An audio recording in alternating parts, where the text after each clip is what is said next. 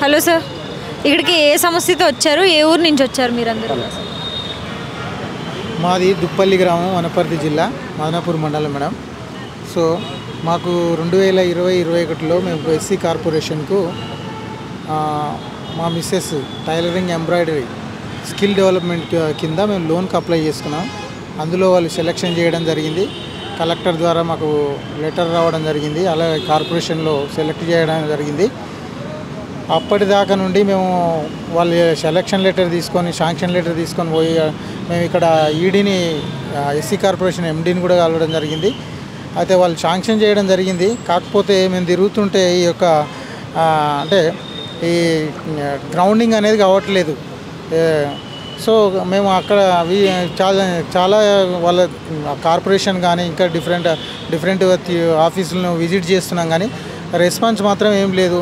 ఏమని చెప్తున్నారంటే ఆర్థిక శాఖలో ఇది నిలిపివేయబడ్డది, ఫైనాన్స్ డిపార్ట్మెంట్లో అని అన్నారు. ఫైనాన్స్ డిపార్ట్మెంట్ మేము ఎవరిని దర్శించాలో, ఎవరు సందర్శించాలో అనేది మాకు క్లారిటీ అనేది ఎవరు ఇవ్వట్లేదు. సో కాబట్టి ఇప్పటి వరకు ఈ లోన్ విషయంలో గ్రౌండింగ్ కాలేదు. ఇంకోటి మావి ఎట్లా అంటే బడుగు బలైన బీద పరిస్థితుల్లో కొట్టుకుట్లాడుతున్న జీవితాలు, మధ్యతరగతికి చెందినటువంటి పరిస్థితులు మా కుటుంబాలు. సో కాబట్టి ఈ కనీసం ఇక్కడైనా వచ్చి ఈ దరఖాస్తు చేసుకుంటే మా సమస్య తీరుతా అనే ఉద్దేశంతో వస్తే ఇక్కడ వచ్చినప్పటికి కూడా మరి వచ్చారు.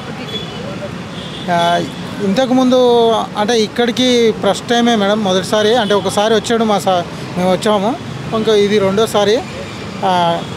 కానీ ఇక్కడికైనా వస్తే తీరుతుంది మా సమస్యలు అని అనుకున్నాం. కానీ ఇక్కడ చూస్తే ఆడ వాళ్ళు సరైనటువంటి స్పందన కొంచెం తీసుకోకపోవడం అట్లాంటివి ఇంకా కొన్ని అంటే ఇట్లా కనిపిస్తున్నాయి. కాకపోతే మళ్ళీ ఏంటంటే వాళ్ళు అంటే ఫైనాన్స్ డిపార్ట్మెంట్కి వెళ్ళాలంటే సార్ను బట్టి విక్రమార్క సార్ని కలవాలి, మీరు మీట్ కావాలి. ఇక్కడికి వచ్చారు కదా, ఇక్కడ ఎలా రియాక్ట్ అవుతున్నారు? ఎంతసేపట్లో మీకు ఎంత టైంలో ఇది సాల్వ్ అవుతుందని చెప్తున్నారు? అంటే వీళ్ళు they are not receiving our petitions, but they are simply telling that meet to Bhatti Vikramarka sir అంటే పీరియడ్ ఆఫ్ అంటే 11 to 3 is available in the secretariat, they are telling sir madam.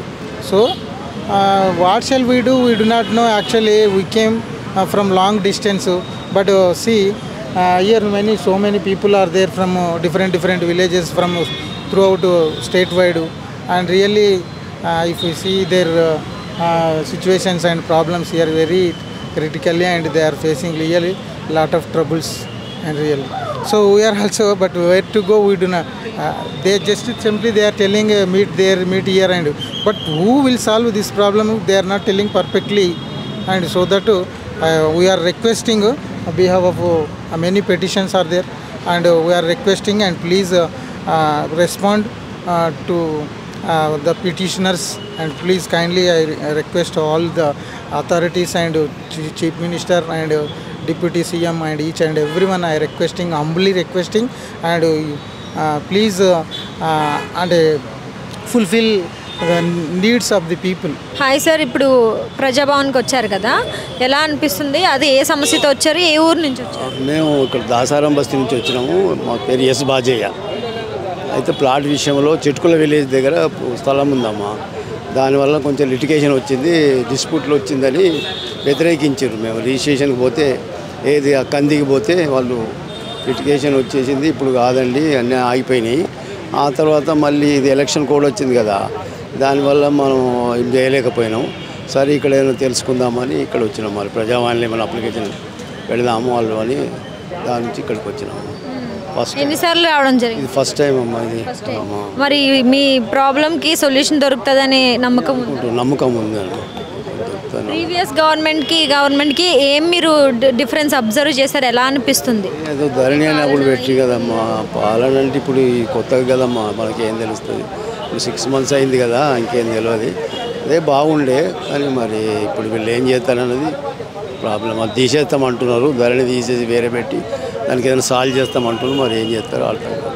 Hi sir, ఎలాంటి సమస్యతో వచ్చారు ఇక్కడికి? ఏ ఊరు నుంచి వచ్చారు?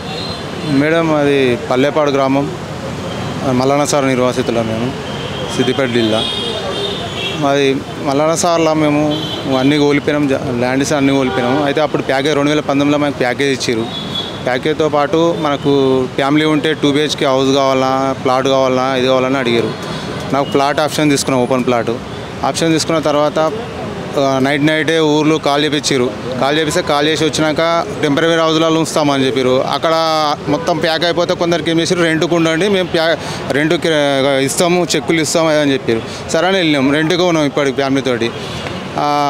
అయితే అంతకుముందుకే డాక్యుమెంట్స్ ఇట్లా అన్ని రిజిస్టర్డ్ డాక్యుమెంట్లు అన్నీ చేసి ఇచ్చారు. అన్నీ చేసినాక అక్కడ లేఅవుట్ ఏముందుకే మాకు తోలిచ్చారు కనుక అక్కడ ప్లాట్స్ లేవు, ఏం లేవు. కొందరికేమో ఇచ్చారు. ఇప్పుడు అక్కడ ఏమవుతుందంటే లంచం ఇచ్చిన వాళ్ళకు అలాట్మెంట్ జల్దీ అయిపోయినాయి, లంచం ఇవ్వని వాళ్ళకు అట్లనే లేఅవుట్ లేకుండా, ప్లాట్ లేకుండా అట్లనే ఉన్నది. మాకు ఎట్లా సార్, మాకు ప్లాట్ కావాలి కదా, మాకు మేము ఇల్లు కట్టుకోవాలి, ఎప్పుడు కట్టుకోవాలి, ఎట్లా ఉండాలని ఆర్డీఓ దగ్గర పోతే ఆర్డీఓ కలెక్టర్ దగ్గర పోతే కూడా సిద్దిపేట కలెక్టర్ దగ్గర పోయినా కానీ కలెక్టర్ ఏం చేస్తే ఆర్డీఓకు రిఫర్ చేస్తుండు. ఆర్డీఓ దగ్గర పోతే మేము ఉన్నాను, నేను ఉన్నప్పుడు చేసినా అని సమాధానాలు చెప్తుండు. ఇప్పటి వరకు నాకు ప్లాట్ హ్యాండ్ వేర్ చేస్తలేరు, నేను ఇల్లు కట్టుకోవాలి, నేను ఎక్కడ ఉండాలని ఆవేదన సీఎం క్యాంప్ ఆఫీస్కి వస్తేనన్నా పని అవుతుందామని వచ్చిన. ఇది మొదటిసారి సార్ మీ ఇక్కడికి రావడం? ఇక్కడ మొదటిసారి వచ్చిన ఈరోజు. మీకు ఎలా అనిపించింది లోపలికి వెళ్ళి మీ సమస్య చెప్పుకున్నాక? మీకు ఆ లోపల పరిస్థితి చూసాక ఎలా అనిపించింది? నమ్మకం వచ్చిందా ఇక్కడికి వస్తే నా సమస్య తీరుతుందని?